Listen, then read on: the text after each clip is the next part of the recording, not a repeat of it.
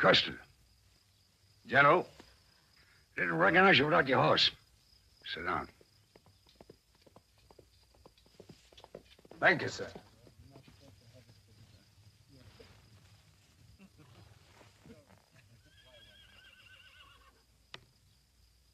Lincoln wants us to write personally to the widows and bereaved mothers.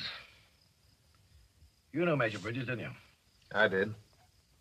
Dear Madam, as commanding general, I had the opportunity to know your late husband, Major Bridges, and I was present at his death.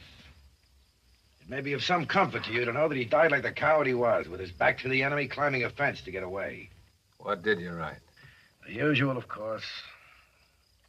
He met his end unflinchingly despite the severity of his wounds and sacrificed his life so that others might live, etc., etc. Philip H. Sheridan, commanding general, Army of the Potomac. You're staying in the Army, aren't you, Custer? I like the life. You know that. And you want me to find a post for you, someplace lively, interesting. That's what I'm here for, General. There are some Indians out west that need killing. But that's a dirty job. Not the sort of thing that appeals to you, is it? No. No, you prefer a holy war. Save the Union, on with Christian soldiers, free the slaves. Well, I suppose I can't blame you. No one's gonna pin a medal on you for killing Indians and stealing their land. What's the matter? I'm concerned about you, son. You're the only man I know who reached the top of his profession and was on his way down before he was 30. What happens to a boy general when they don't need any more generals? I don't know. Tell me. Well, I suppose the boy general could become a boy farmer or a boy bank clerk or... How about a cowboy?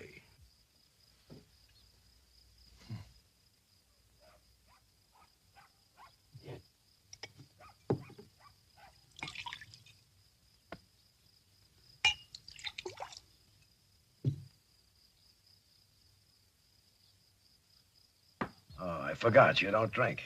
You didn't forget. You didn't forget. You just keep trying. All right. I'll make a drunkard out of you yet. General, you must have something I'm right for. Well, I've got a few jobs here. You can have your pick. I guess you deserve it. Occupation, garrison in Atlanta. A soft life. Sort of like being a prison warden. No. Here's another one. There's an arsenal up in New York State, out of service. They won't be making any more guns.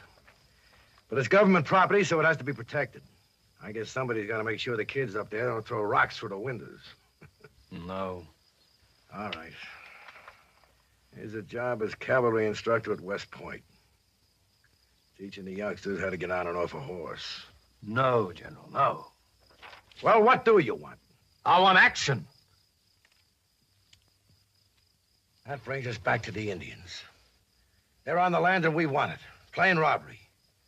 You won't be able to tell yourself you're fighting for a noble cause. You know, there must be more than 1 million of them out there. You'll be outnumbered 100 to 1. You'll be fighting against the best light cavalry in the world. And you'll have to chase those devils over the roughest country in the world. Deserts, mountains, prairies. You know, Custer, you could become a living legend. Or get yourself killed. Dead men make better legends.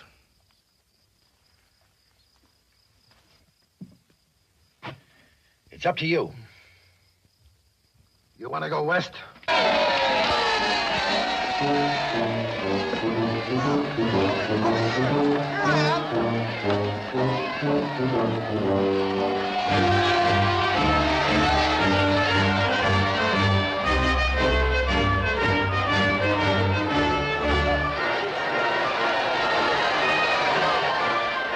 Mommy, there's Daddy.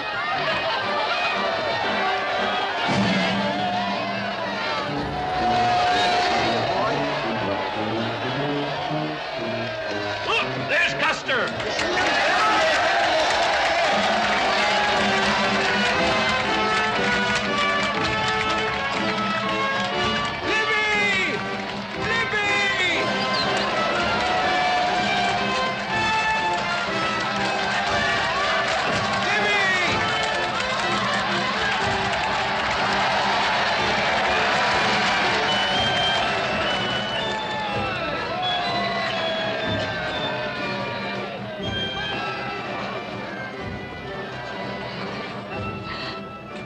How come they didn't name the boat after you?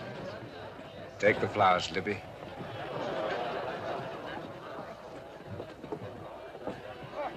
Are you really a general, Horty?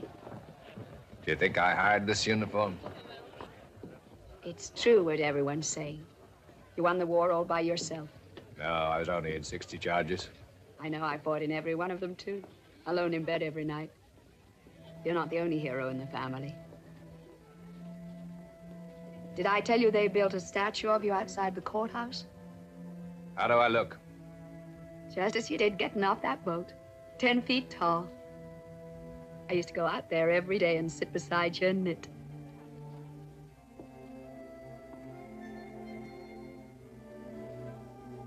Can I climb down now, then?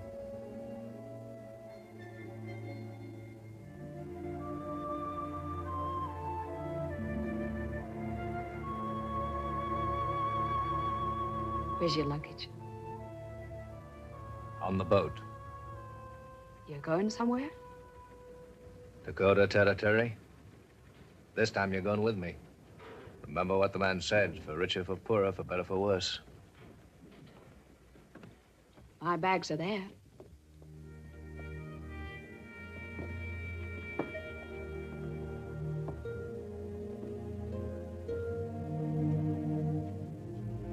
Have we got a comfortable cabin?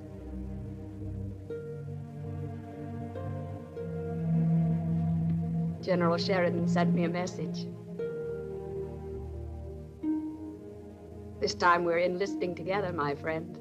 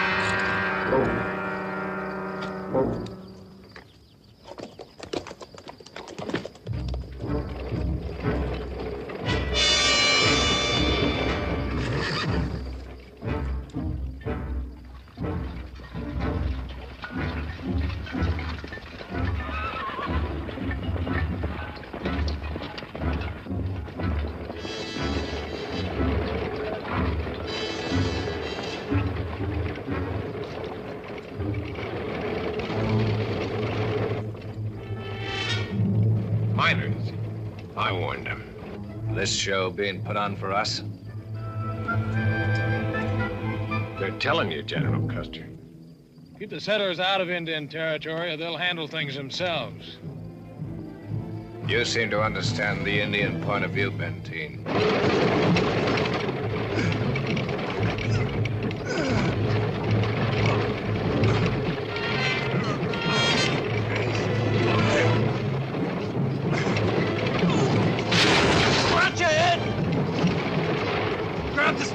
Grab it, Charlie. Try to steer. Try to steer it.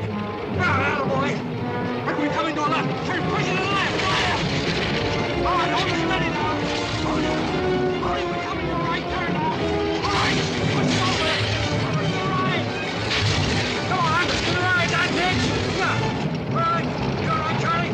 Watch it. Watch it. Watch it. All right.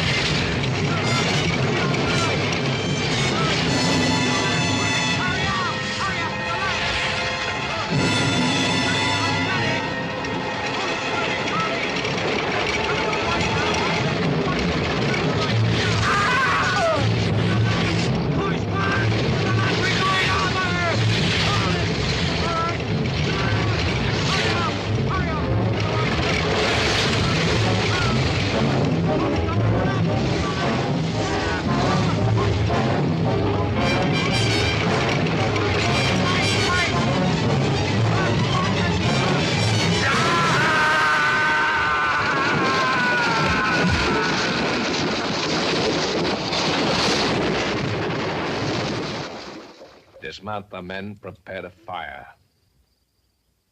The Indians are well within their rights, sir. The treaty gives them the authority when they're on their territory.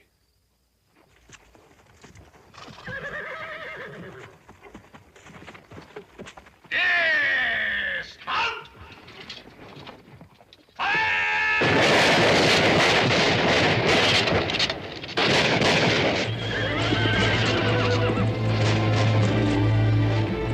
All right, the Indians are out of range. Stop wasting your ammunition.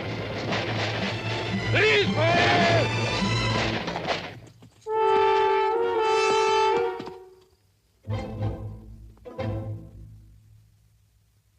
Attention! Present! Seven!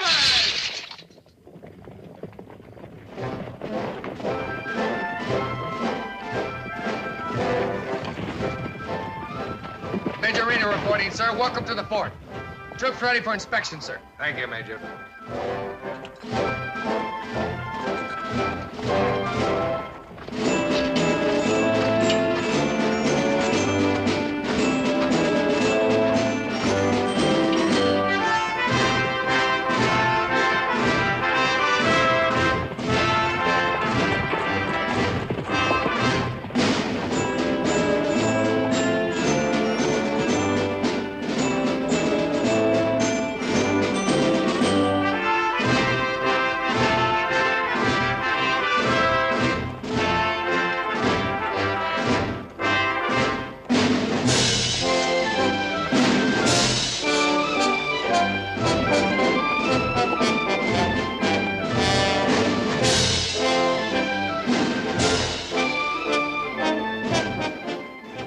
The parade met with your approval, sir. Very good. One observation.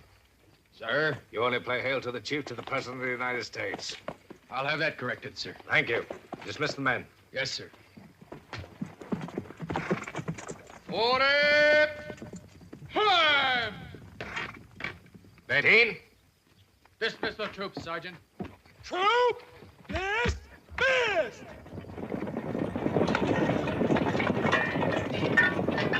Why'd you join the Army, Captain?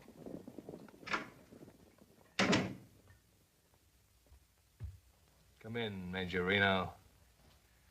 Just asking the captain here why he joined the Army. Sit down.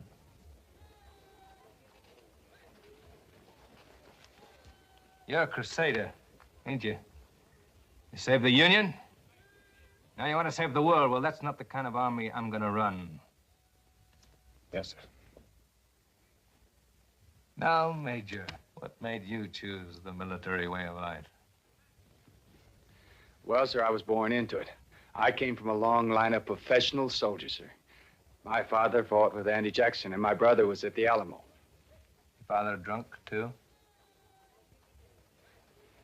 I'd like to remind you, sir, that I'm an officer and a gentleman. I was wondering, Major, if you come from a long line of drunkards.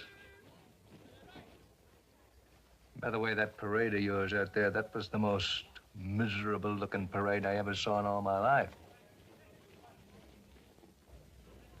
How many drinks do you have today, Major? 1 or 2? Can't remember? I'll tell you why you joined the Army. Yeah, because the Army give you a home. Because blind or sober, no matter how many drinks, you're entitled to the salute. You're entitled to the respect of every officer and man under your command. Major, there's no law says you can't drink. But if I find you drunk on duty, once, that long line of officers is gonna end right here.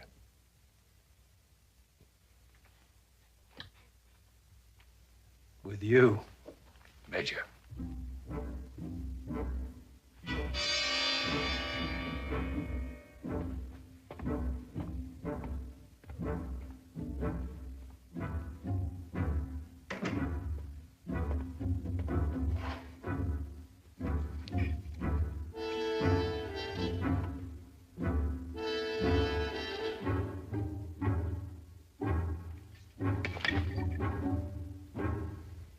You like him as much as I do, Benteen.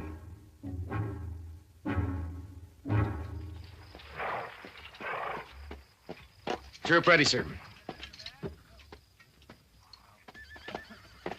Good morning, Major. Good morning, sir. My orders were for full troop, were they not? Yes, sir. The rest of the men fell out for sick call, sir. Get down, will you, Major? Yes, sir.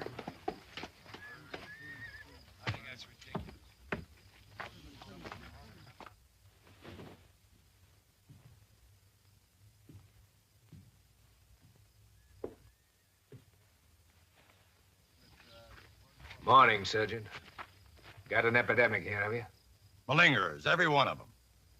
Do you mind if I have a word with your patients if they're not too sick? They're as healthy as mules. Thank you, Sergeant. I want the cook, Major. Yes, sir. Now then, soldier. What's your ailment? Breathing, sir. Comes hard. My lungs, sir. You don't look too sick to me, Corporal. Appearances, sir. Inside them, rotting away. I see you've been in the Army a long time, Sergeant.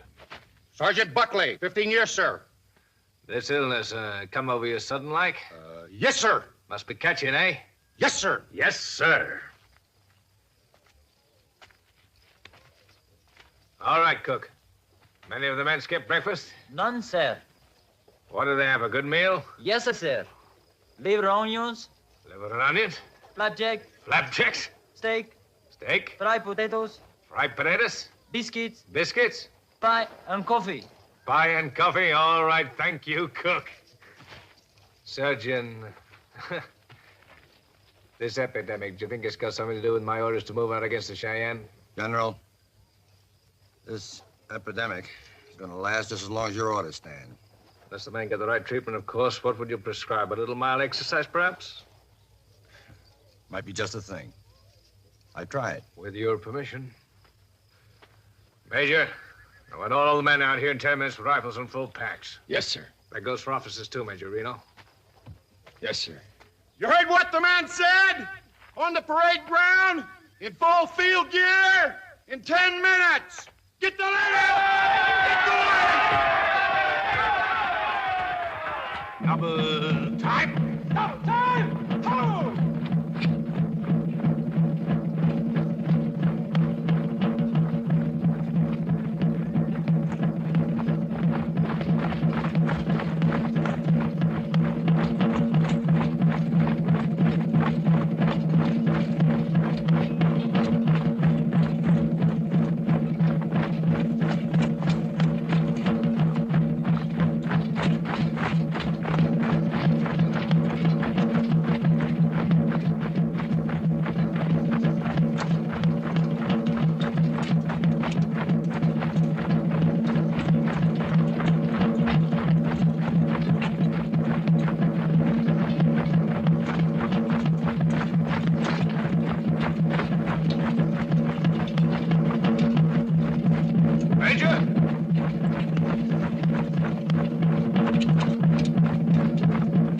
Sergeant. Up, 2, 3, 4. Pick him up. Up, 2, 3, hip, hip. Up, 2, 3. Up, 2, 3, 4. Up, hey. Up, 2, 3, 4. Hey, hey, hip.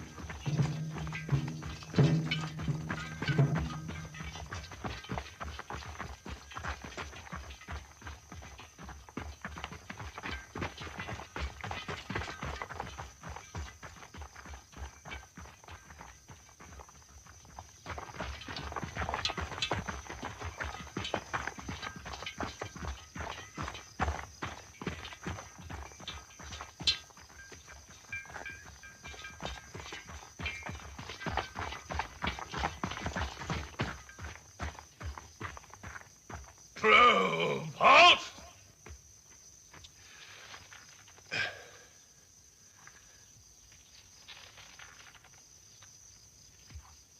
Troop, attention!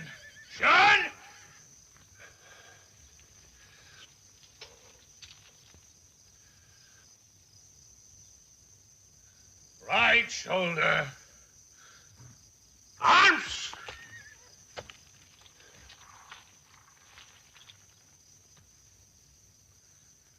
Present arms!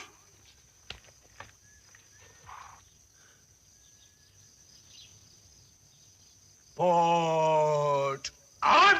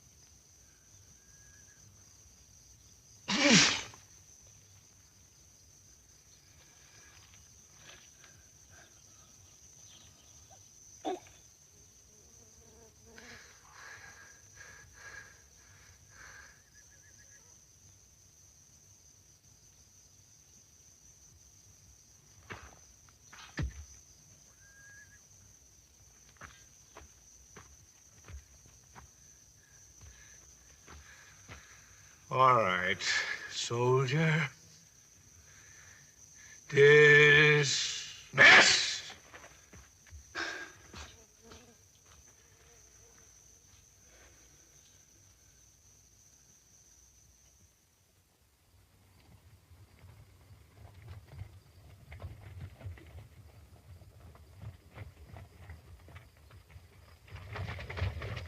Lieutenant Cheyenne.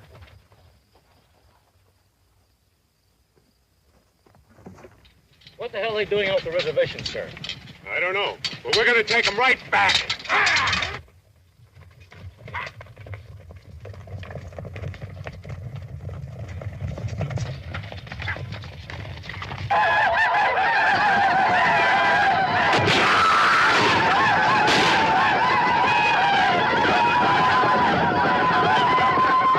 Hold it, man! Hold it! There are too many of them.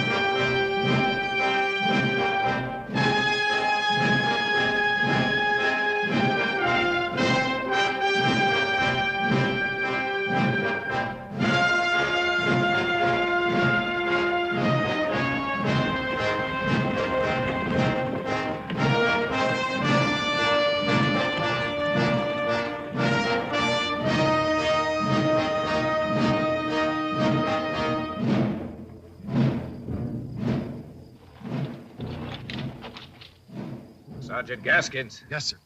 We'll split the column, take the wagons up the trail. Yes, sir.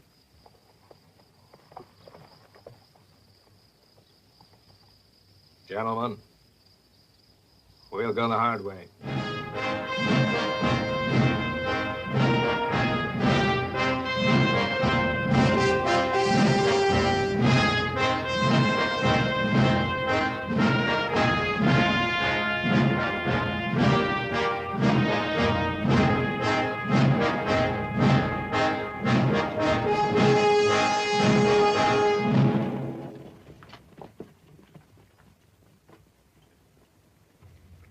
headed straight into the desert, sir. Hard going, dragging guns and wagons through that sand. Harder on the men, sir. Worse for the horses. We've got to punish them, sir. They killed 2 of our men. Right. We'll lose a lot more than 2 men if we go chasing them down out there. Now listen. There's 35 Indians out there. If we lose them, every Cheyenne on the reservation will figure he can get away with it, too. 6 months from now, we'll be chasing 4,000 of them. That's going to be much worse on the men and a lot harder on the horses. So give the order, Lieutenant. Yes, sir. All right, let's move them out.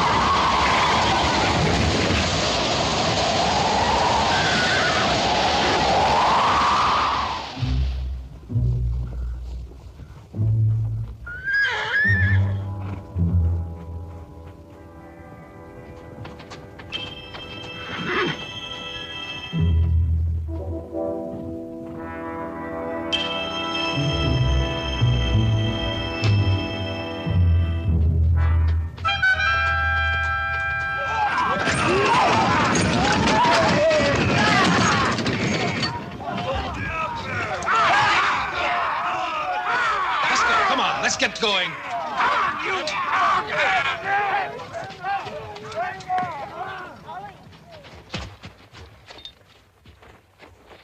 We can't move it any further.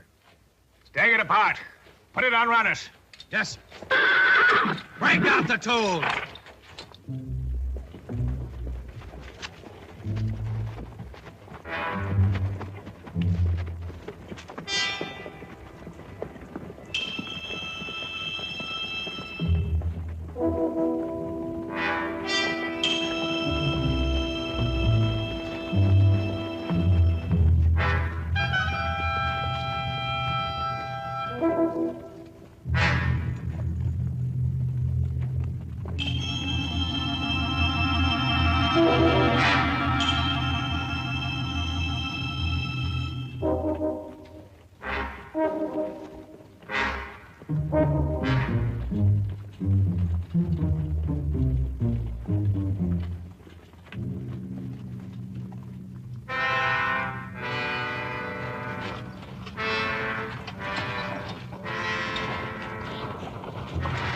Some water. No. Give me some water. No water. I'm not thirsty. The Give me general's some water. order.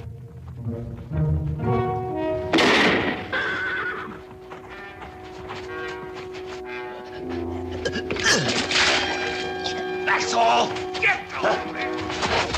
Get away! Get away! No use chasing him, sir. The sun's got him.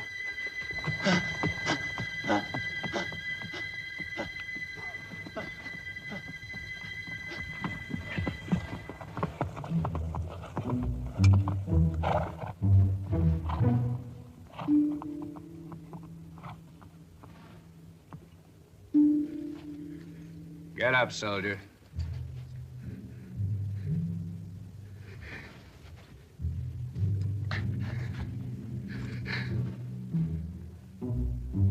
Sun will be down in an hour. We'll all have a drink. Come on, boy.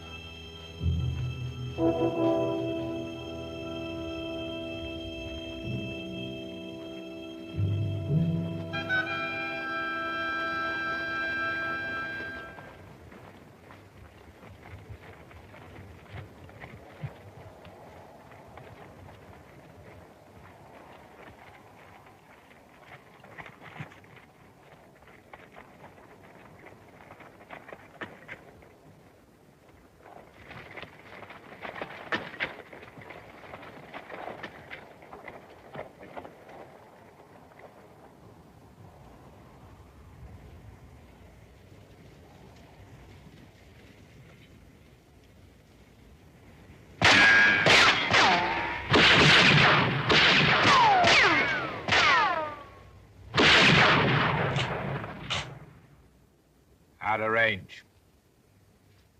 Sergeant Gaskins? Sir. Well, now, all right. Bring up the cannon. Yes, sir.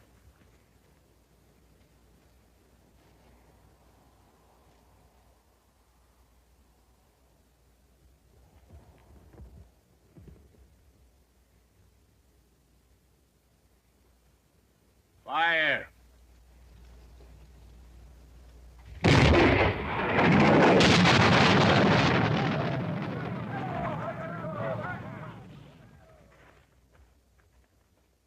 Fire!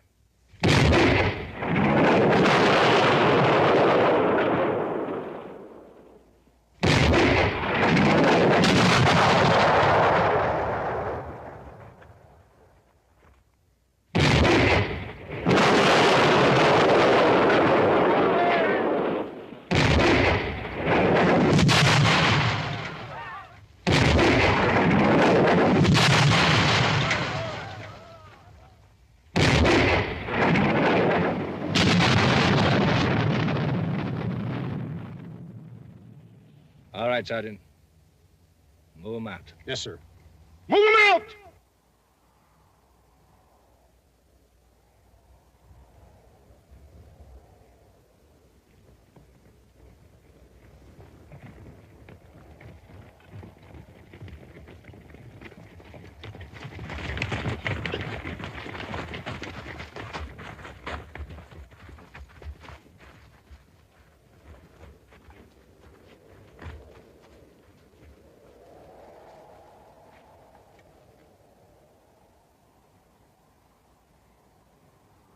Buckley, Sir?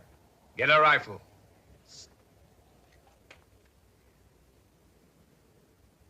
Shoot over their heads.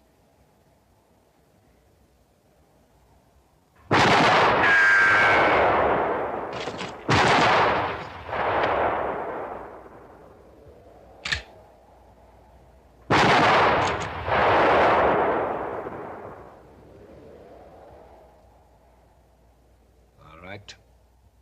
Knock one down.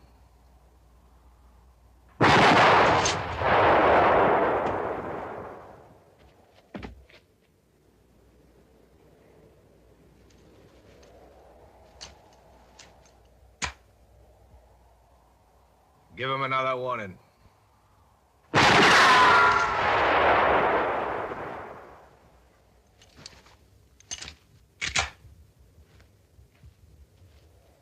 Knock him down.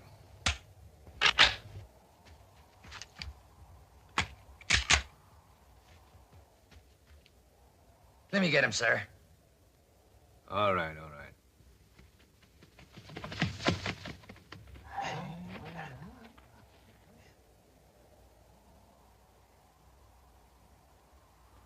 Wait a minute.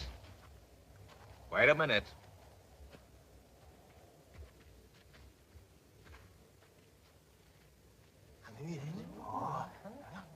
They think the chief turned into a bird.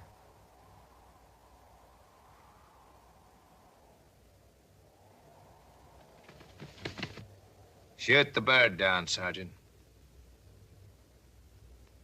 Shoot it down.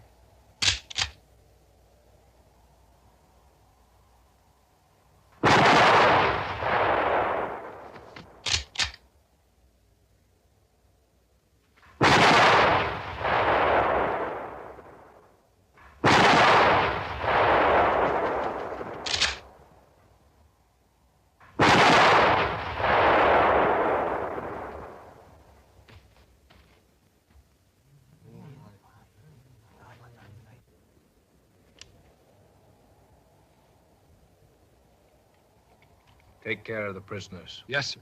Come on.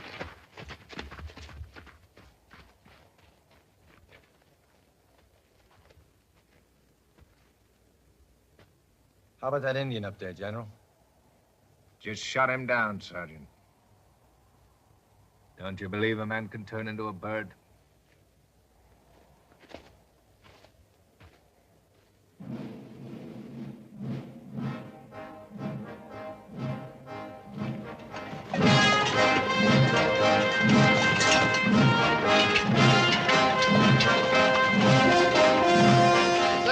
sir. They've got no fight left in them. We took the whole Cheyenne Nation with 265 men. Pizarro conquered Peru with 167.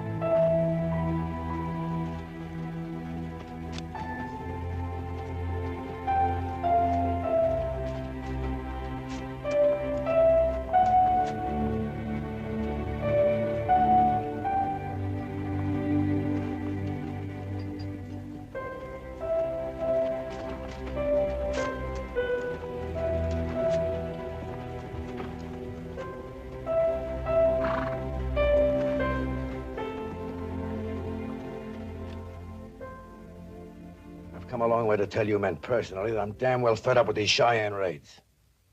The whole army's fed up. Washington's fed up. Murder, rape, scalping, burning, butchery. It's our job to put a stop to all that. And put a stop to it now. If there's any doubt about the policy of my command, I'll give it to you in one sentence.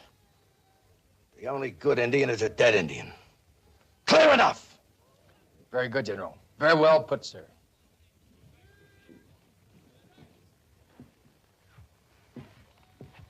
You don't look too happy, Captain. Don't you approve? I'm afraid I don't, sir.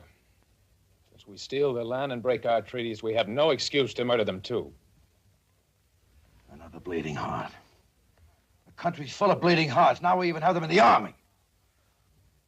Coffee, gentlemen? Just for two. That's all for now.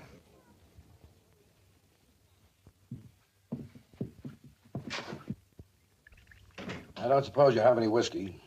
No, I'm afraid not. I know you don't drink. But you might keep some around for those who do. I'll fetch some for you from the store. Thank you. Will there be anything else? Yes. You might tell me that you're pleased to see me. After all, your husband's becoming a national hero, thanks to me. Audie and I are grateful, General. You know that very well. Well, forget the whiskey. It's bad for the liver anyway. How's your liver, George? Fine, General. Stay healthy, George. Your country needs you. You're a lucky girl, Elizabeth. Yes, I know I am, General. Thank you. You two must have a lot to talk about. Excuse me. Now sit down and listen to me. There's an election coming up. The administration needs a victory. I promised them one. It's the wrong time of the year for a victory. Got to cross too many rivers, you know that. I just told you it's the right time, George. Election time. And it so happens the Cheyenne have broken the treaty. Left the reservation. Last month, we had orders to give the Cheyenne rifles so they could go hunting. Now you're telling me to kill them because they've gone hunting.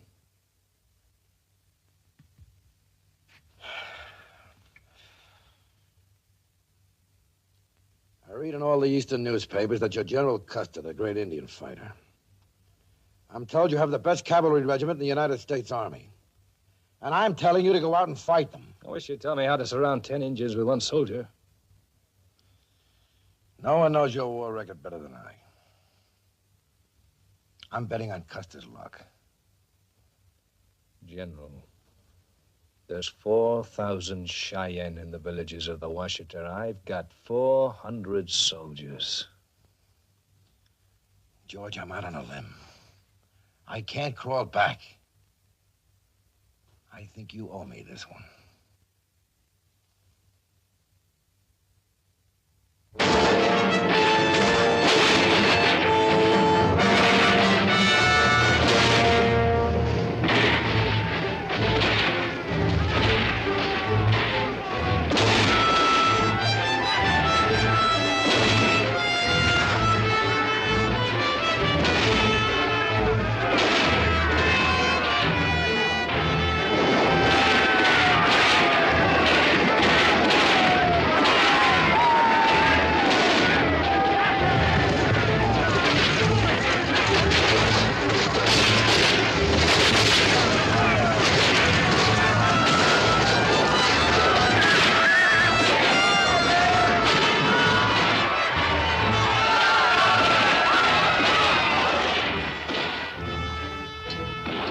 Take a dispatch to General Sheridan.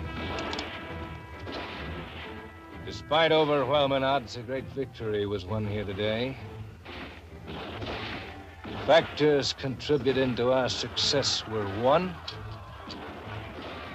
the Indians were asleep. Two, the women and children offered little resistance. Three, the Indians are bewildered by our change of policy.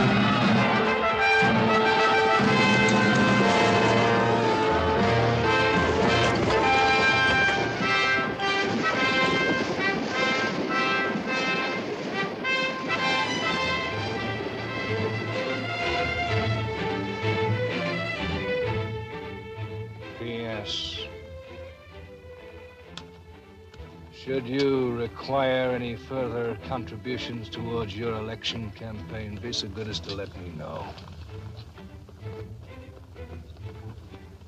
Your obedient servant, George.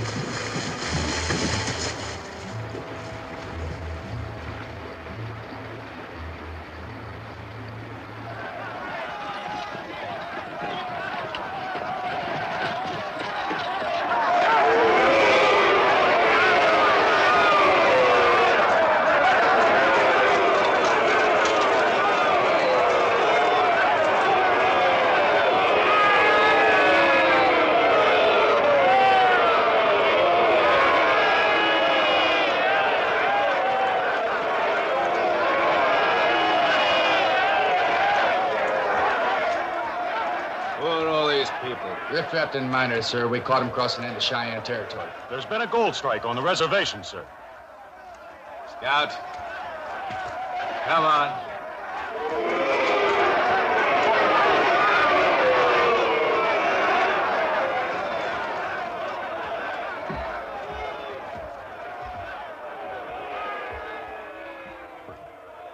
How long has this rabble been here? 4 days, sir. And we can't keep them here, sir. With your permission, sir, I'd like to march them back to the railroad and ship them back east. Gold, Captain, gold. Send them men away, sir, and they'll just bring back 1,000 more. Oh, we've already pushed the Cheyennes out of half their territory. We can't let these people take the rest of it. Come in, gentlemen.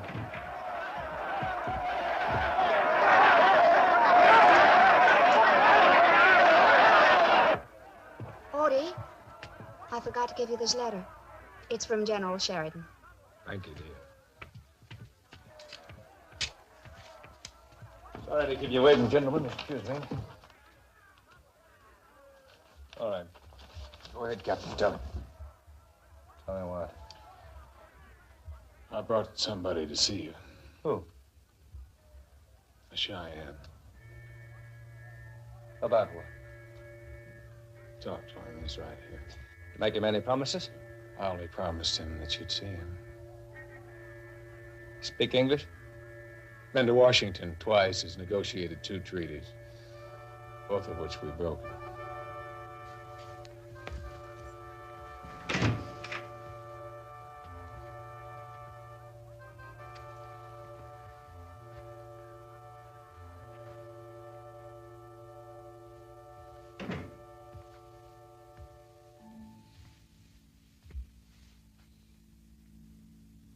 I am George Armstrong Custer, an officer in the United States Army. Now, the captain here tells me that you understand English. Is that so? Good. Because I want you to understand me very clearly. I know the only reason you've come here is to threaten me.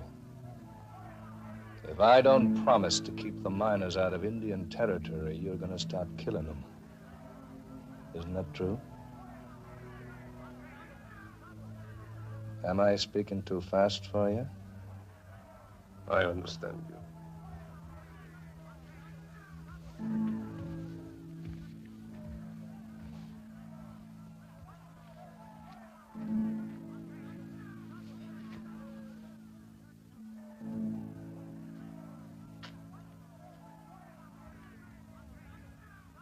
I hope I can make it plain to you that I won't bargain with you about the miners.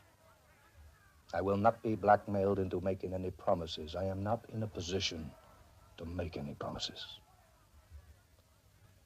Whatever I decide to do, I'll do it because it is right according to my way. Right. I know you got human rights, treaty rights, moral rights. And if ever I should forget any of them, there's always Captain Benteen here to remind me every day that I am not a politician, not a moralist, not a preacher. When I say moralist, I mean I'm not the best of all men. I'm a soldier. The only rights that concern me are the rights of my soldiers. The only duty that concerns me is the duty of my command. I'll make it very simple for you. The fact that we seem to be pushing you clear off the earth is not my responsibility. The problem is precisely the same as when you Cheyenne decided to take another tribe's hunting ground. You didn't ask them about their rights. You didn't care if they'd been there 1,000 years. You just had more men and more horses. You destroyed them in battle. You took what you wanted. And right or wrong, for better or worse, that is the way things seem to get done. That's history. I'm talking about history. You are a militarily defeated people. You are paying the price for being backward. And whatever my personal feelings, and I don't say I have any, there's nothing I can do to change all this. Do you understand? I understand. Captain.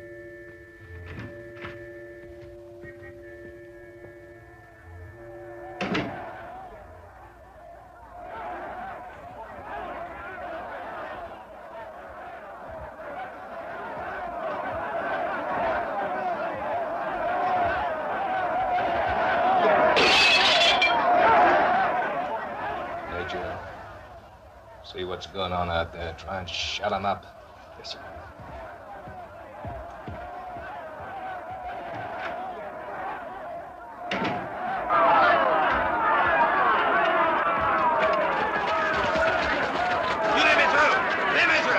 Put that man in jail. You can't hold us here. Hey! What's going on here, Sergeant? We're gonna have trouble in here, Major. What are these men doing? We're digging for gold, sir. This is government property, mister. Save your breath, Major. We ain't stopping you to let us out of here. This is a parade ground. Yeah, we're gonna keep digging till there's no fort left. Just one big hole. One big hole. Take that pick away from me. Put those picks down. Put them down.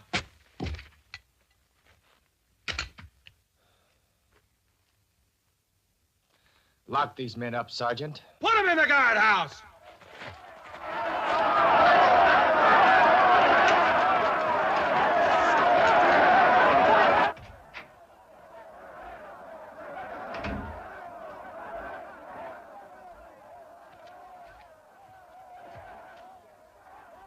Did he say anything to you?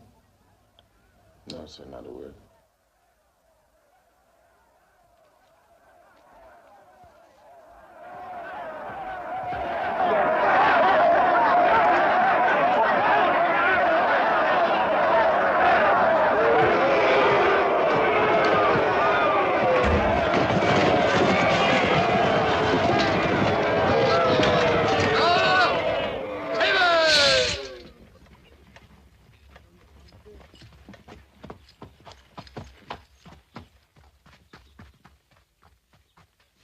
Sir, the second platoon's gone. Deserted. Mulligan's platoon? They went after gold, sir. Mulligan started it.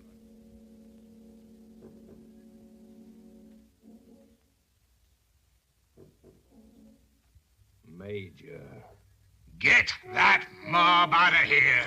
Where, General? I don't care, Betty. Open the gates! Throw them all out!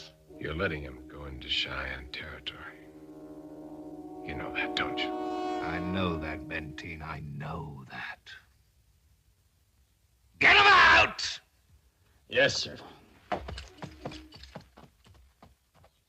Open the gates!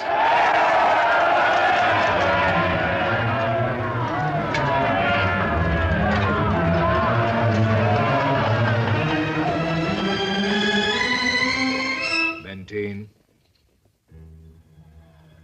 bring Mulligan back here. Yes, sir.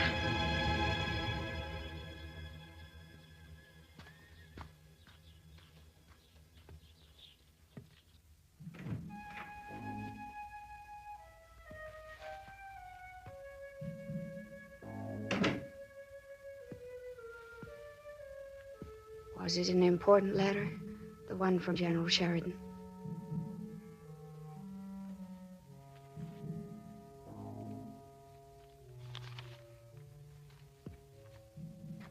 Unofficially, the president thinks the discovery of gold in the Dakotas is wonderful news. Best interests of the country. They expect you to use your own judgment. You did what you had to. I use my best judgment.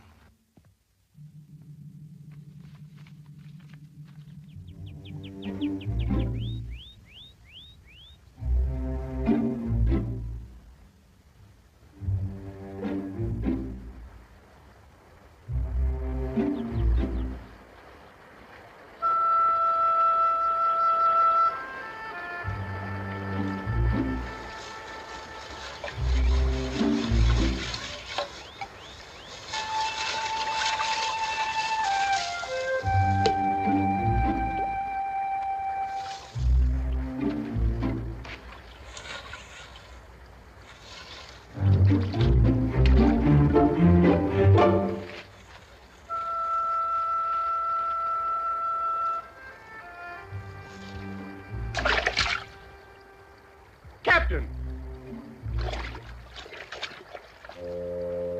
Yellow as butter. Did you ever see the light, Captain? You're under arrest, Mulligan. Mr. Mulligan's the name now, sir, and happy to see you this fine morning. Come off it, Patty. I'm taking you back for desertion. Desertion? If it's men you need, Captain, I'll buy you one in my place. 5. 50. I'll buy you a whole regiment. And every man in it'll be named Paddy Mulligan. Where are the others, Mulligan? The trouble started no sooner we were out the gate. Some wanted to go north, some wanted to go south. I should have known I couldn't get them to stick to hard work. For that matter, neither could I.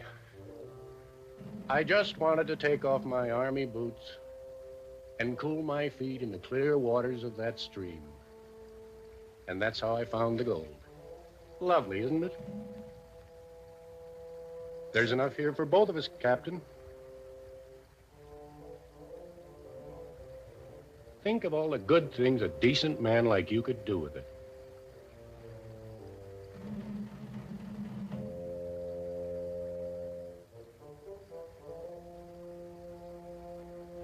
Oh, well. Back it goes. Sooner or later, some other lucky man will find it. Well, now I guess I better put on my boots, huh?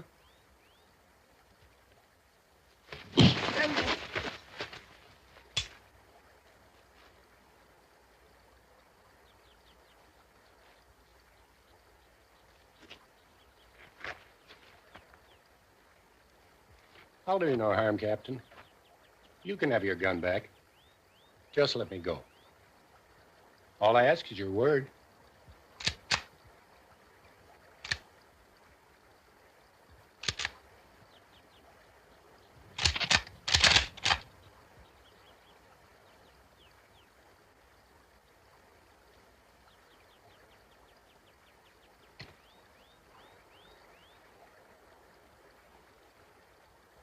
Desertion.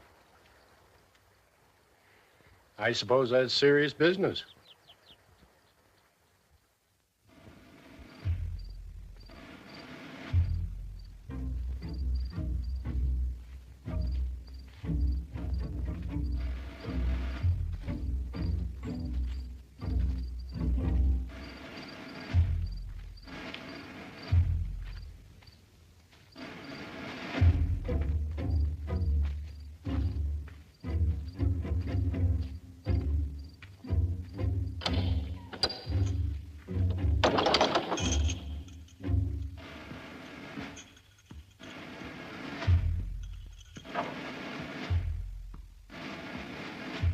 At ease, Sergeant.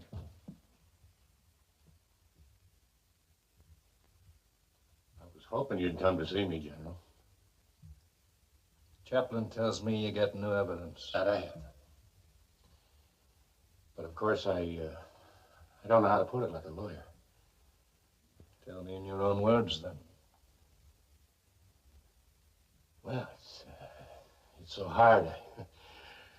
I don't know where to begin. All right. Take your time. Sit down. Thank you, sir.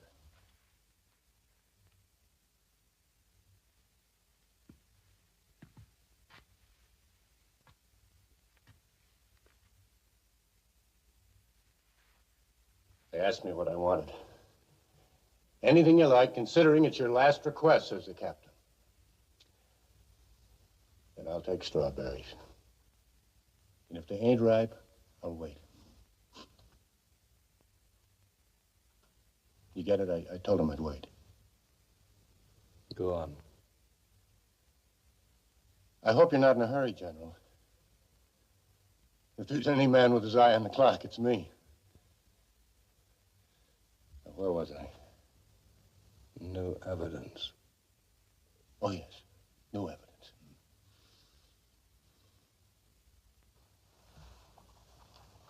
I'll give you a drink.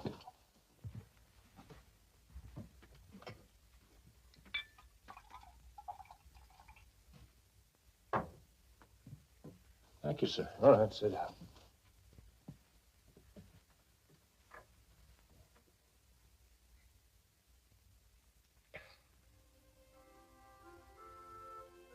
I was talking about strawberries. Do you like strawberries, General? I'm listening. Lovely fruit. Once when I was still a schoolboy, the teacher asked me to show her where the wild strawberries grew. I was happy to oblige. Her being a pretty thing and not much older than myself. Berry picking we went. It was a beautiful day. The berries were shining against the green like rubies. And after a while, she said to me, Mulligan, you're giving them all to me. And I looked in her basket, and it was true. Strange. And then I understood. I was in love. It was the first time. Sergeant, if it's company you want, I'll send back the chaplain. Come morning, you'll be taking more than a few minutes of my time, General.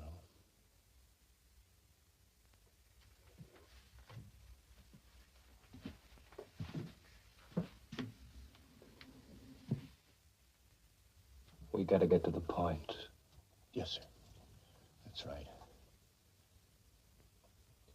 Sergeant, your appeal has been processed and denied. Now you have got to present me with new facts. Facts. That's right. Facts. That's what the men all admire about you, General. You always know all the facts. You're talking off the point.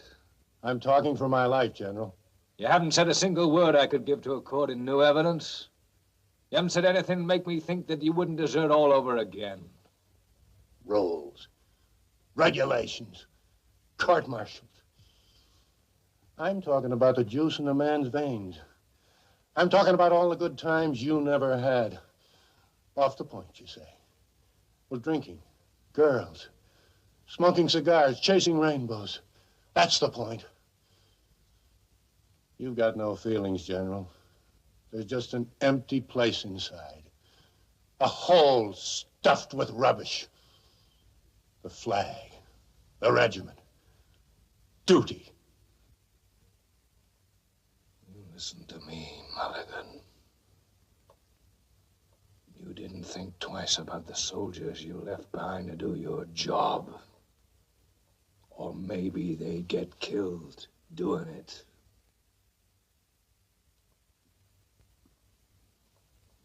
All you ever wanted was to strike it rich. Well, it wasn't to get rich. I didn't desert for the gold. It was for all those other reasons. That's what I've been trying to tell you. Those are the facts.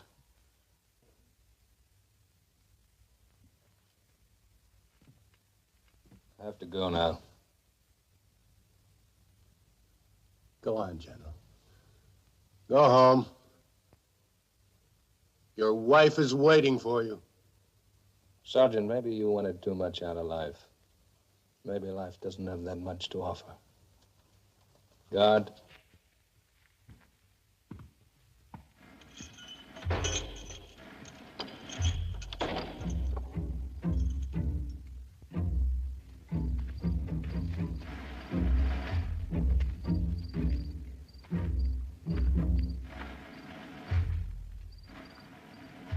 Tomorrow, sir. Daybreak.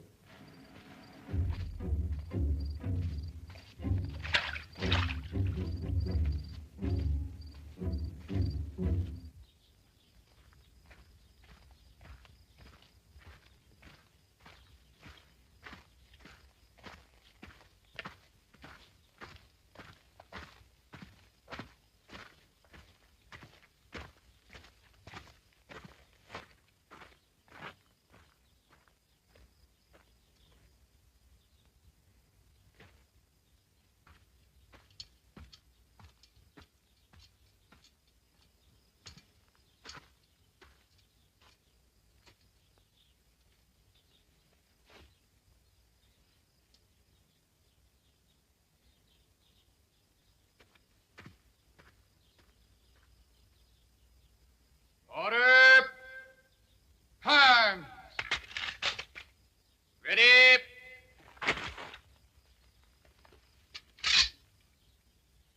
Aim!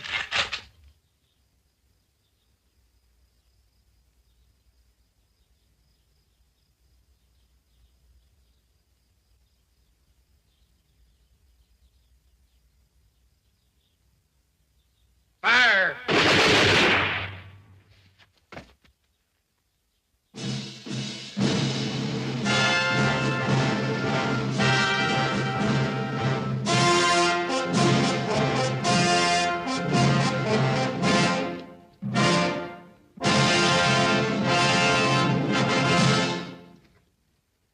Mrs. Custer, I want to introduce you to His Imperial Highness, the Grand Duke Alexis of Russia. Madame, je suis ravi de présenter mes hommages à une aussi charmante personne.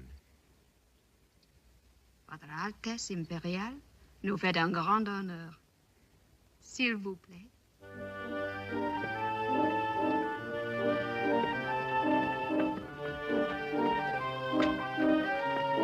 You know, that Duke's really a nice guy. Too bad I never know what the hell he's talking about. Why don't you learn French? It's the language of diplomacy. You trying to tell me I'm not diplomatic? What's he doing here? Well, you know we bought Alaska from the Russians. So we're gonna fight the Eskimos? Now, George, that's not fair.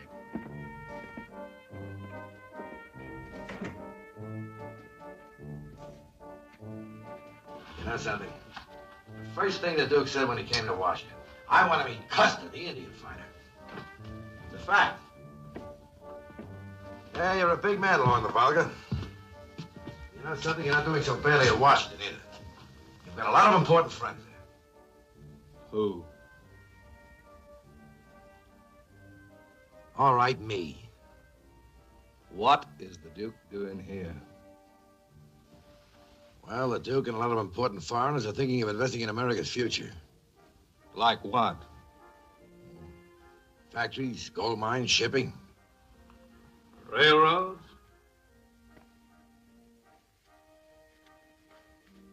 It's a big country. You can't cross from one side to the other without going through the middle.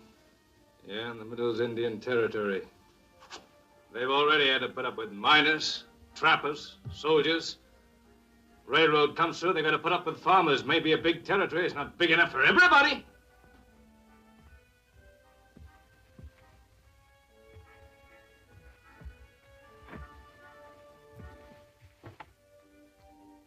All right, then something's got to give, doesn't it? You know this is going to cost us an awful lot of soldiers.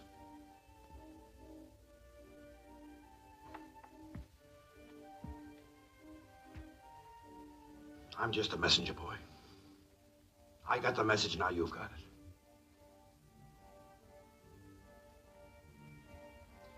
Well, they tell me you're not supposed to keep royalty waiting. Sit down, General.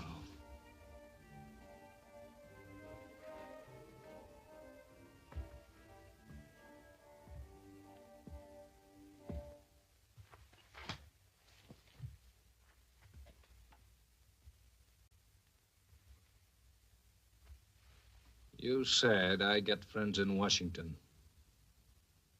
I got friends in New York, Boston, and Philadelphia because anything I write, the newspapers will print. You're going to write about the Indian problem. They don't care. You're going to tell them you don't have enough army. They don't care. Is there anything you care about, Phil?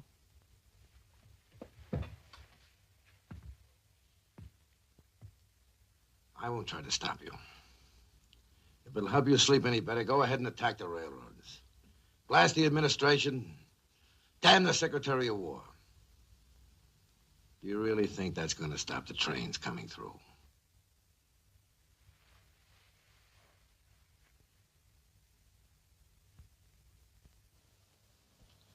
Seems like every time we get together, we get into a fight, George. Phil, how soon does the railroad come through? It's here now. They're laying track along the Bozeman Trail.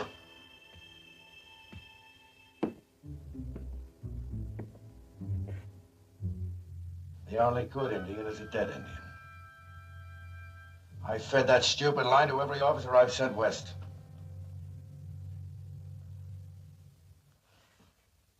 And you know something? The Indian's doing the same thing I'd do if I were in his place. Fight to the bitter end.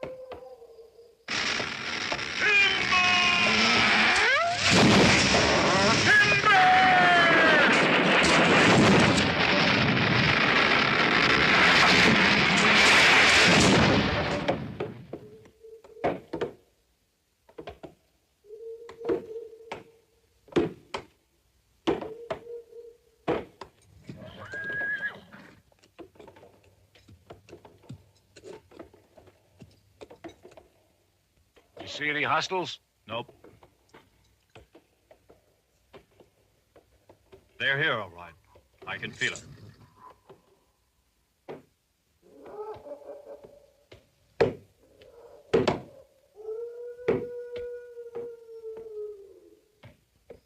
We're turning this nice hunting ground into sawdust. Just to build a lousy railroad. When this line gets to San Francisco, I'm going to take me a ride and see the Pacific Ocean. You're never going to have enough money to buy a ticket.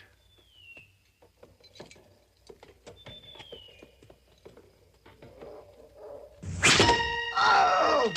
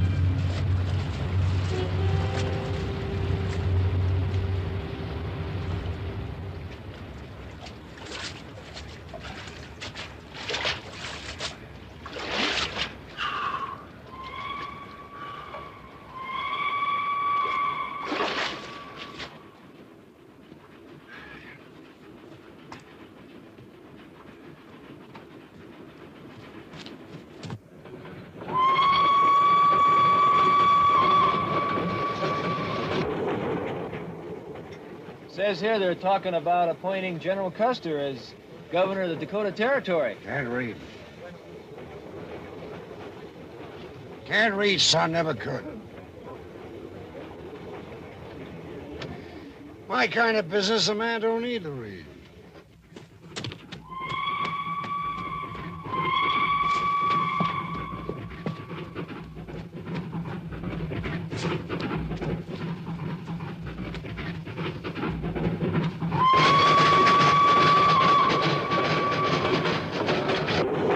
Solid gold from my own coal mine. Chain, too. Ring, too. These days, I don't like anything but gold to touch my skin. Even here in my mouth, son. See that? You know why, son? You know why? I like the taste of gold.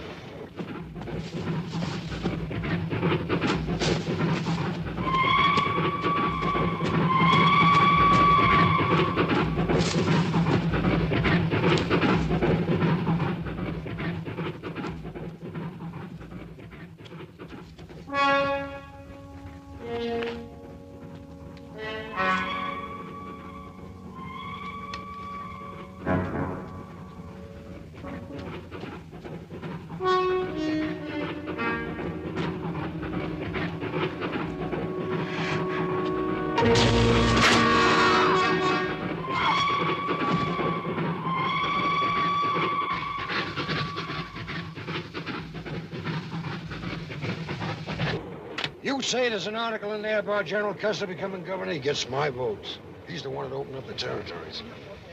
The gold territory. Yes, he sure did.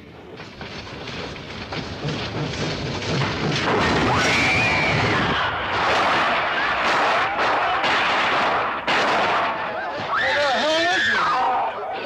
Oh, General Custer. Supposed to be guarding us. Stay down. I can uncouple the car. We can roll down. I'll cover you.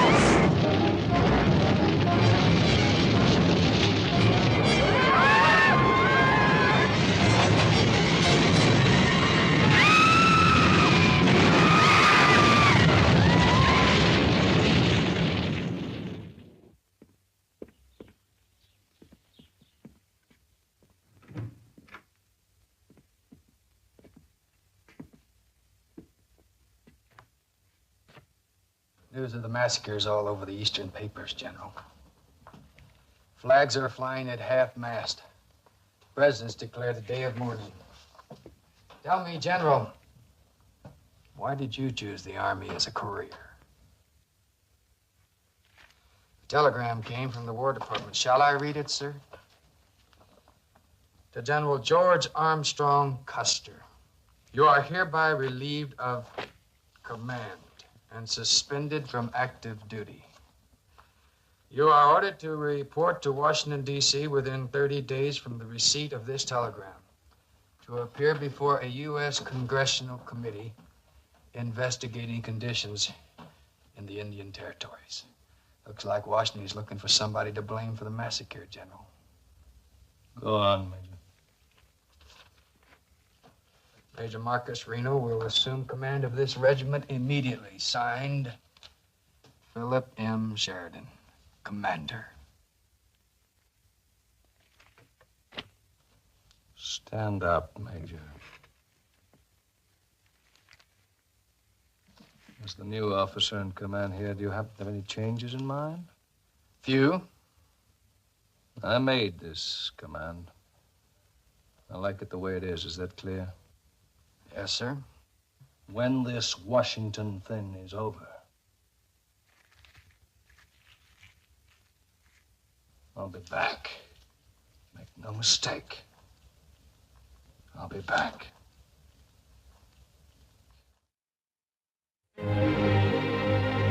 Honored members of the Senate and the House of Representatives, I have been listening to your debate on the Indian problem for 9 days. There is no Indian problem. There is only a white problem.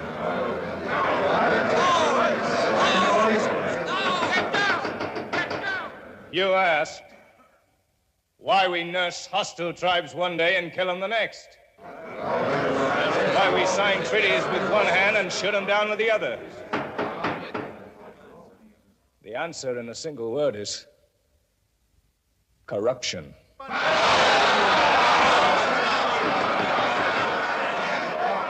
The American people have the right to know who is responsible. The answer is, look to those who are reaping the profits from this dual policy.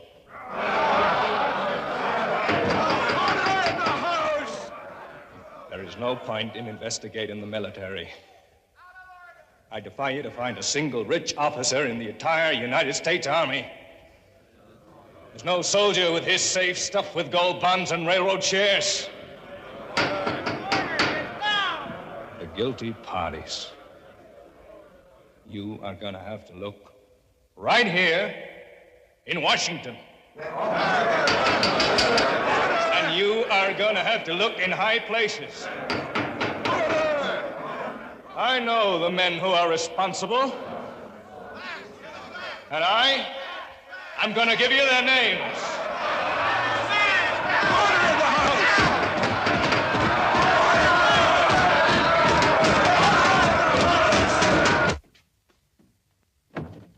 Excuse me, Major, but the mail just came in. Good.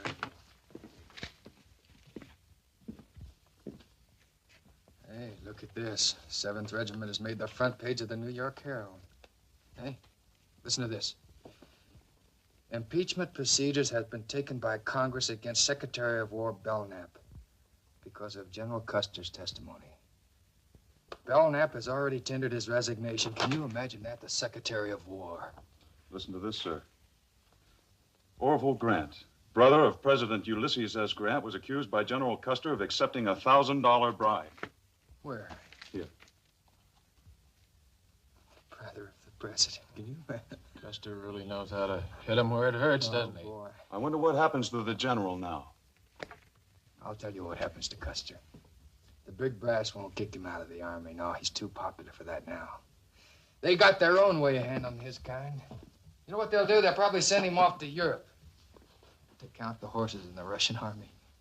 Or they'll just leave him on suspension, indefinitely, without pay, until he rots. He'll just sit around, knock on doors, write letters, and eat his heart out. Finally, he'll wind up in some hotel lobby talking to strangers, telling them what a big man he used to be. And it'll serve him right.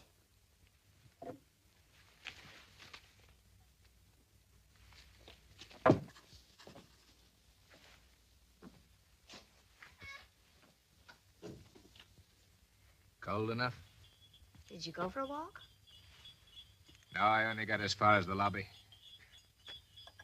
Fellow there, he started explaining to me about the Battle of Gettysburg, so I explained to him about the Battle of Gettysburg. Anything happened? Any mail? Yes, there was a letter. War Department? No, for me. From Father. Uh-huh.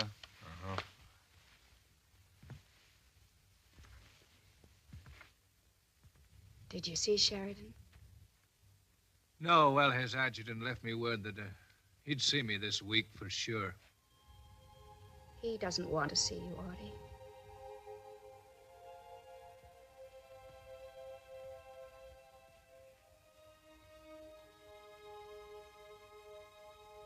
What'd your father write? He wants to have a big family Christmas. Why don't you go home for Christmas? Do you good to get out of Washington for a bit. Not without you. Things are liable to happen here. I gotta be on tap.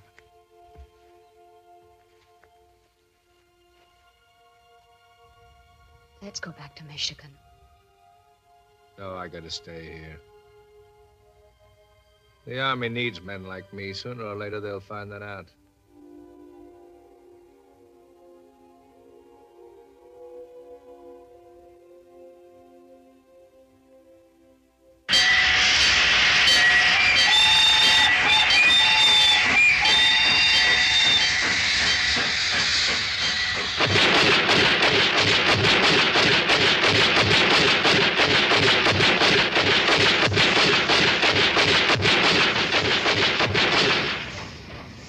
Well, General, you've seen our firepower.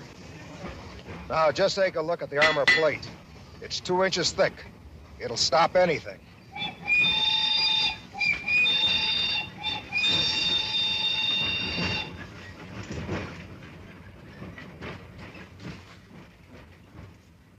Why'd you bring me here?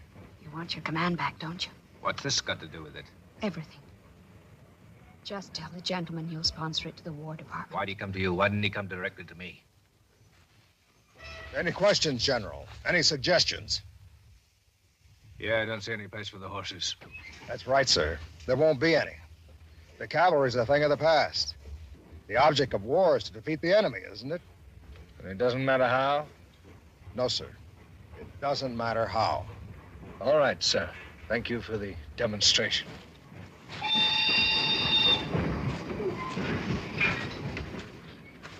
Or do you please take another look at it? What for? All right. I'll tell you. It was Sheridan's idea. He came to me and said, have George sponsor the train. He'll get the credit for it, and that'll give me an excuse to bring him back. But it's useless. The War Department will never accept it. They already have, General. The contracts are drawn and ready to be signed. What do you need me for, then?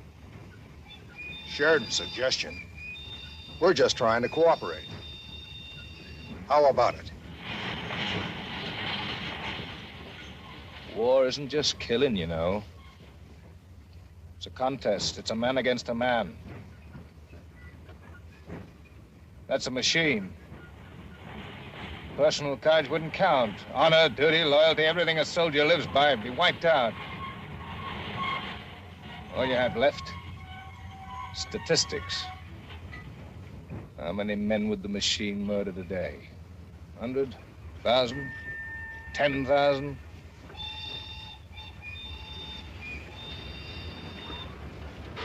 This is the future. I don't want any part of it. Where does that leave you?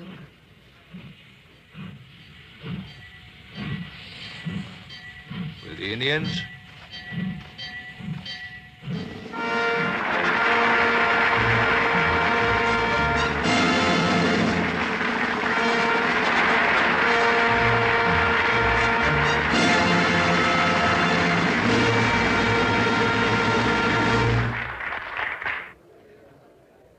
What's next on the program?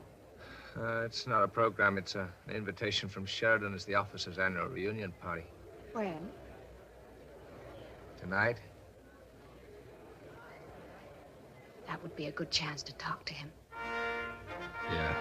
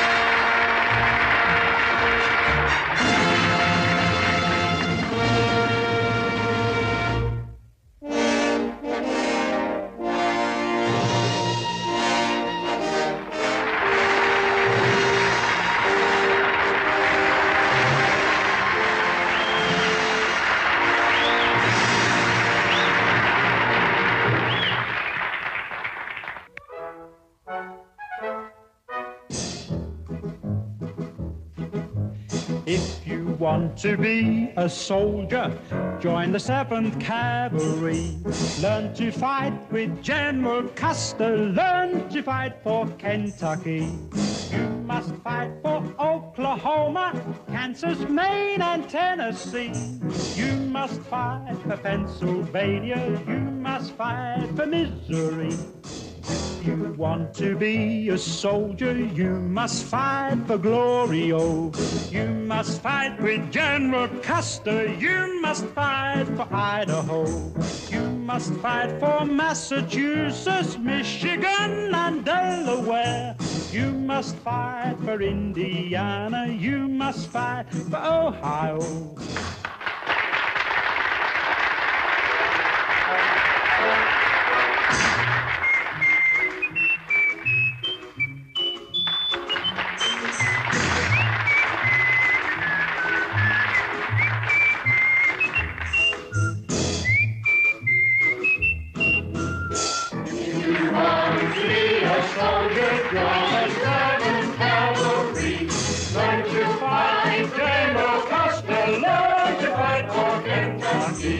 You must fight for Oklahoma, Kansas, Maine, and Tennessee. You must fight for Pennsylvania. You must fight for Libby.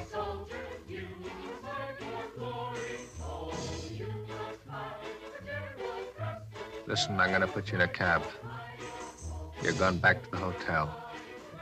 You're not coming back with me?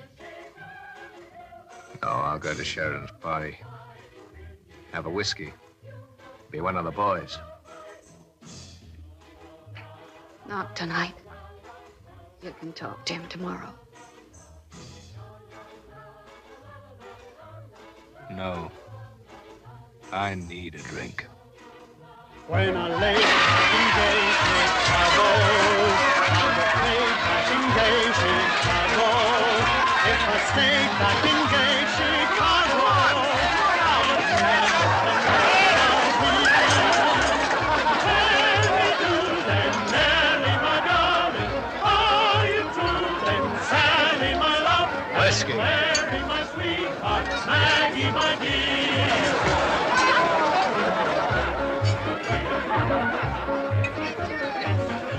The winds keep blowing. In Dakota, it's always snowing. If I'd known where the rail was going, I'd have never come way out here. Tell me true then, Nellie, my darling, are you true then, Sally, my love, and Mary, my sweetheart, Maggie, my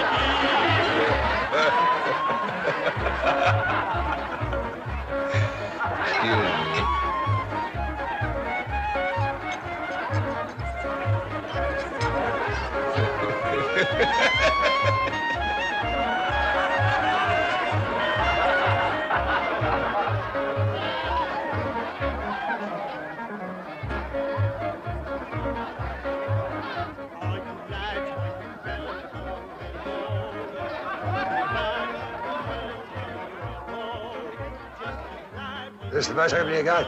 I'm afraid so, sir. Everything else is taken. All right, bring us a bottle of champagne. Certainly, sir.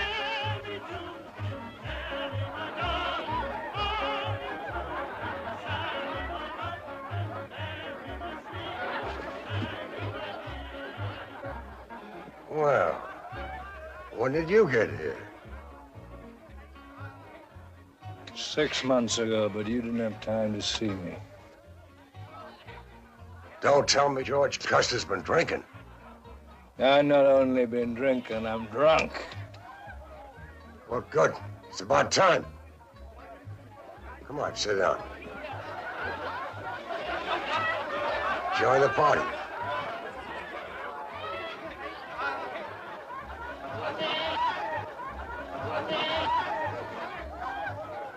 Take it easy, that's not sarsaparilla. I came here to see you. No serious talk tonight, George. Tomorrow. My regiment's gotten orders. It's gonna be another big Indian war, that right?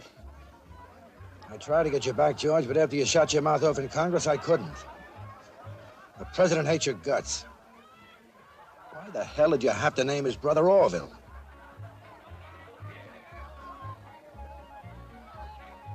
Who's gonna command my regiment? I don't know. What do you mean you don't know? You're the one who decides. George, for 9 days I sat in that congressional hearing room waiting for you to name me. You didn't. Okay, I appreciate that. I haven't forgotten. But I can't budge the president.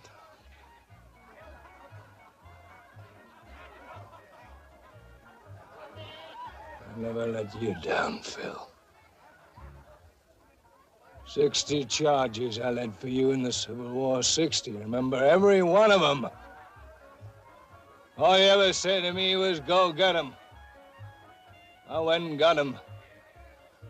I never said I can't budge 'em. Things have changed, George. You mean you've changed?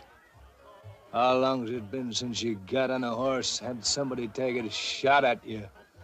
All you do is run errands for railroads and politicians. You used to be a soldier.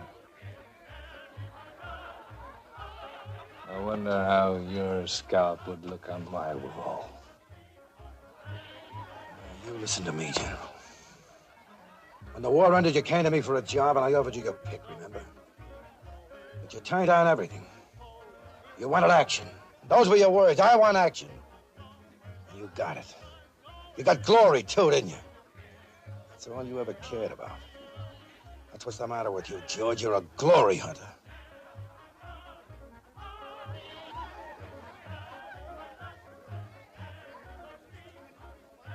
Now, George, this is a party and we're all a little bit drunk. So we're gonna forget everything that's been said here tonight. All of it.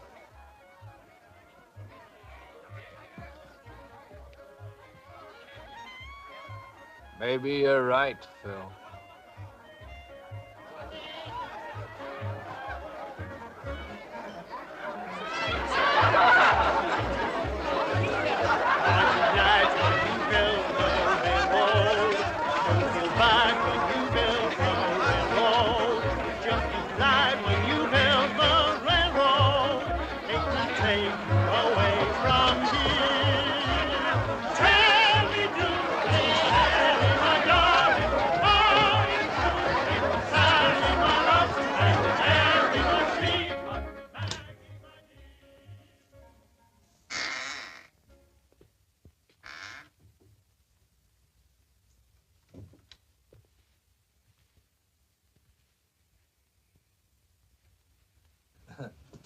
Dear, I need pen and ink. I gotta write a letter.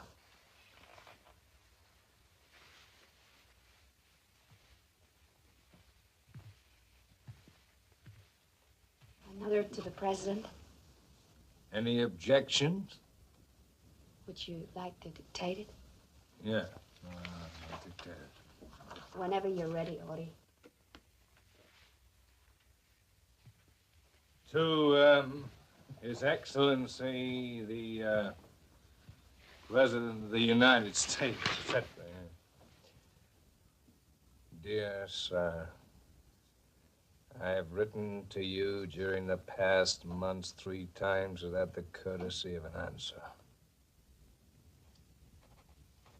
You have refused me the interview which simple justice demands. Because of your intervention, I stand a man condemned, a man without trial. You get all that? You read it to me?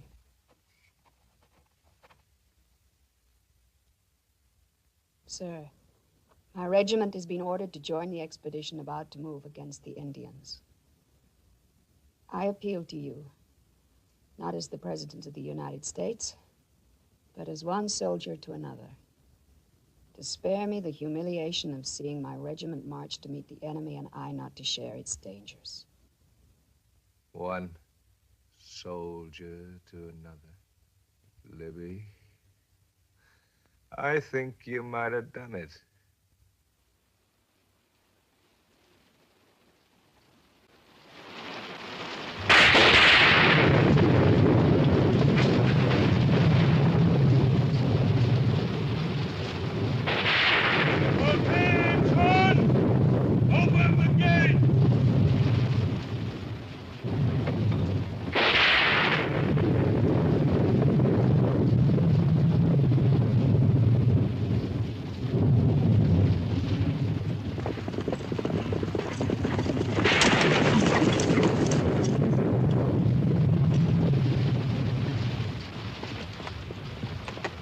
Welcome back, sir.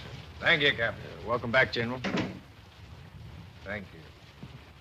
Well, let's get right to it, shall we? Now then. This campaign's going to be a joint operation. General Crook from the south, Colonel Gibbons from the north, 7th Cavalry from the east. The rendezvous here, Little Bighorn, June the 26th. We should have hit them 3 months ago, General. From my scout report, there's more out there than a few hostiles. Yes, sir. They're building up strength every day. The Cheyenne, the Sioux, the Oglala, the many Conju. Give me the reports, Major. Yes, sir.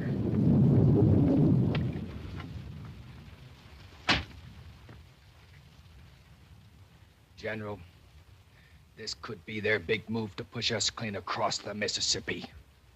Right, right. But victory here at the Little Bighorn will break the resistance.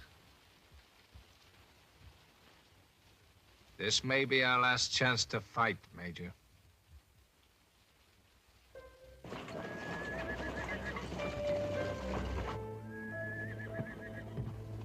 You've lost a button. This one matches. I'll sew it on. It won't take a minute. Where's my needle? I had it a second ago. Where is it? I just had it here. Doesn't matter. But it was just here. Dear, don't bother about it. But it would be so simple to sew on if I had it.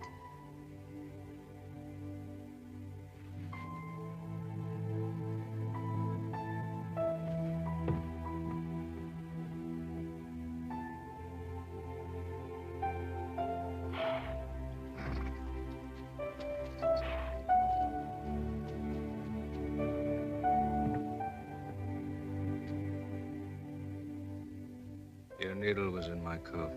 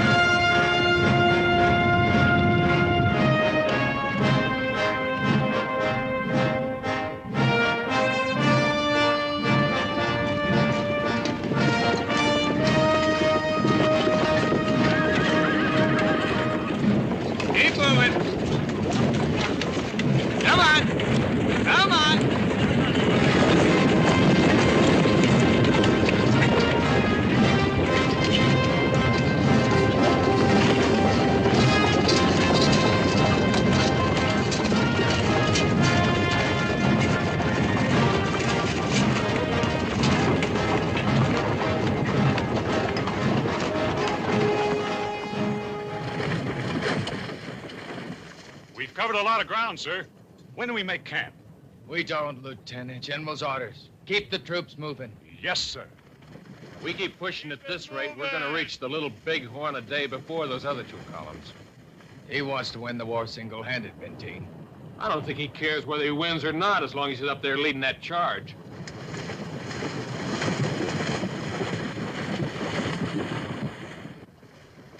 General, why do you want to get there first? Because first is first and second's nobody. When we cross the river, we'll split the three columns. Yes, sir. Three columns!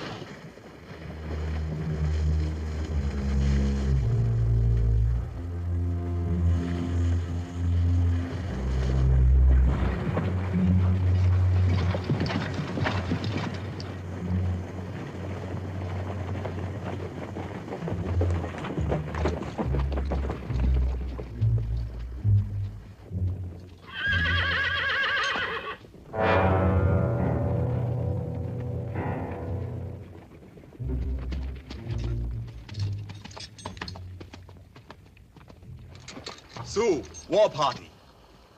Maybe 300 or 400. Which way are they heading? They're just waiting. Sergeant? Yes, sir. Have the men take cover in those trees and set up a perimeter defense. Yes, sir. Take cover!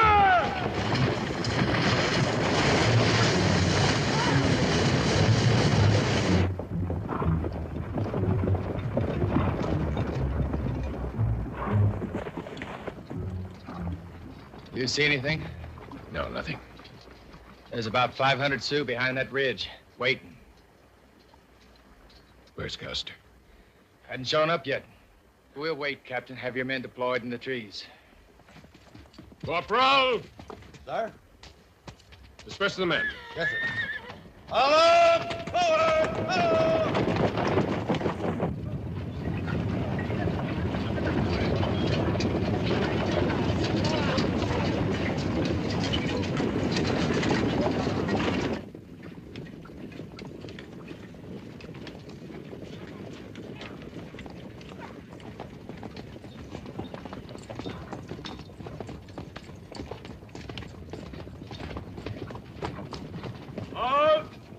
Howes.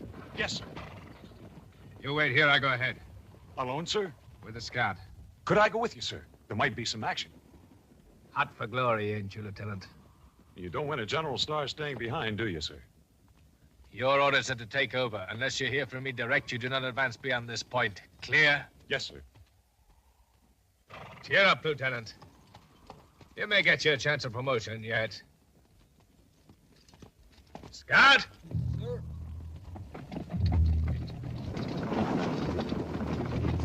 Halt!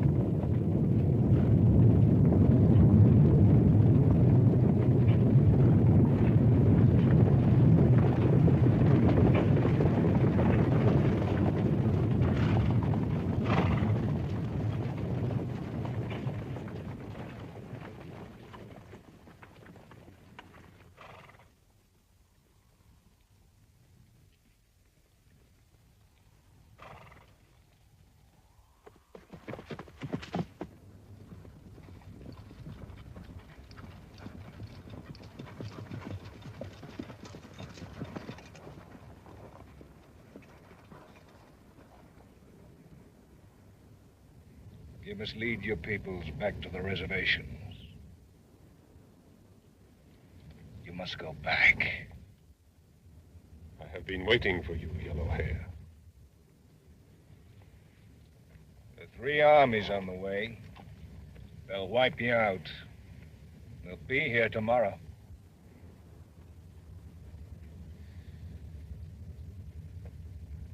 Today is a good day for fighting.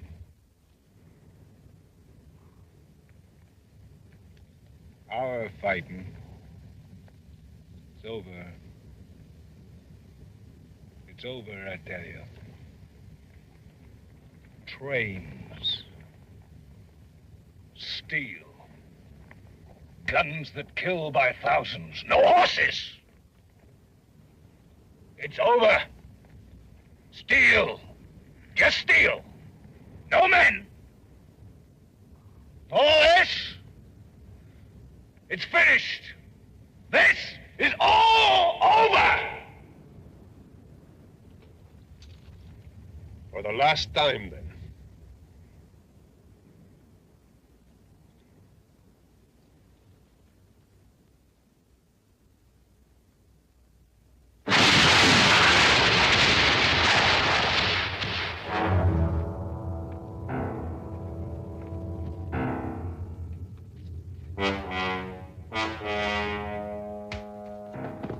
Sound the charge, Sergeant. We're going after Custer. But, Lieutenant, his orders were to wait. I'm in command. Sound the charge. Yes, sir. Troop!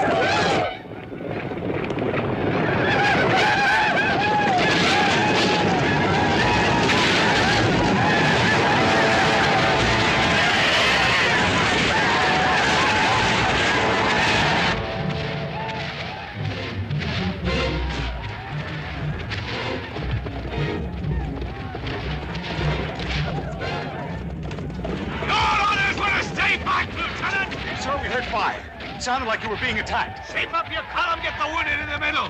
Your orders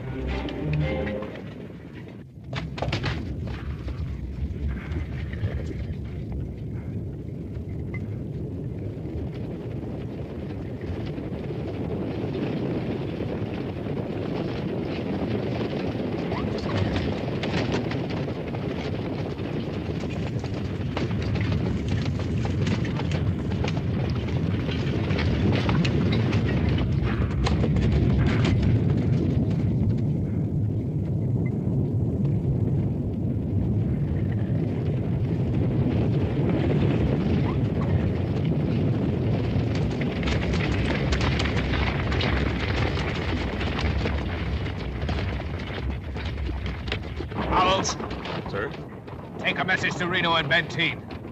I want them men up here quick. Yes, sir. You four at the end of the column, follow me.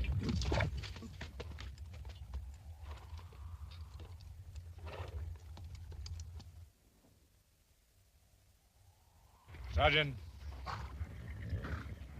we're gonna have to stand here.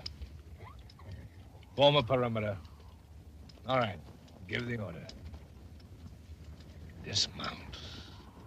Dismount!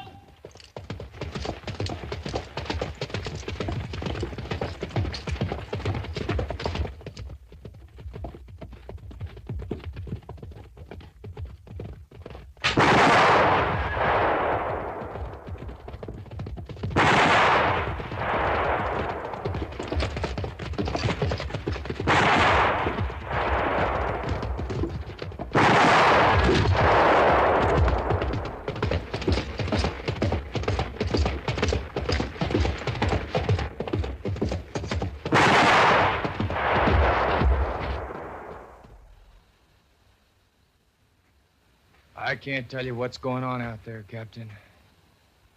He's probably met up with those Indians he's been chasing so hard. He found what he's looking for. Whatever happens, Captain, it's his own doing. He's getting what he wants. Most of us never do. Captain, you might say he's luckier than you and me. Take your hands off me, Major. All right. Go on.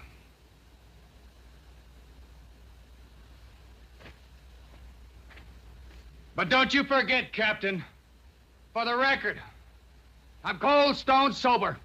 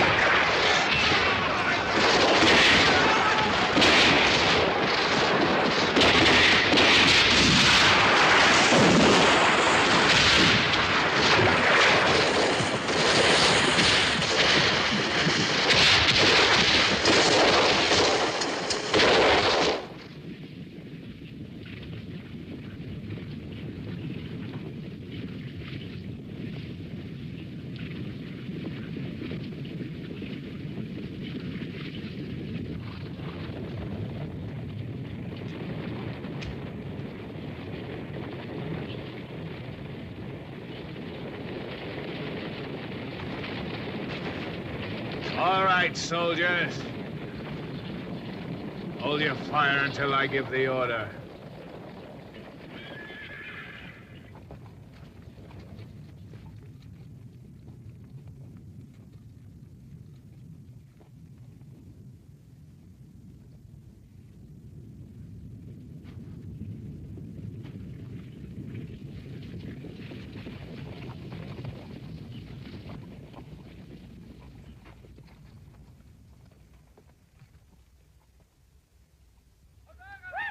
Fire!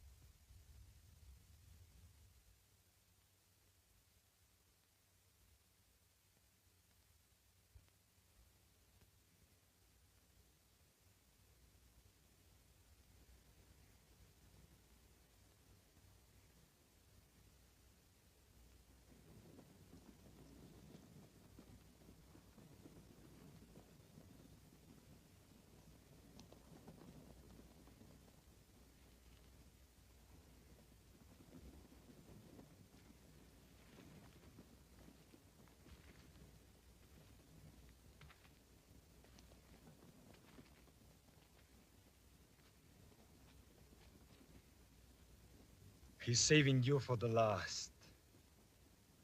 I know. Don't let him take you, General.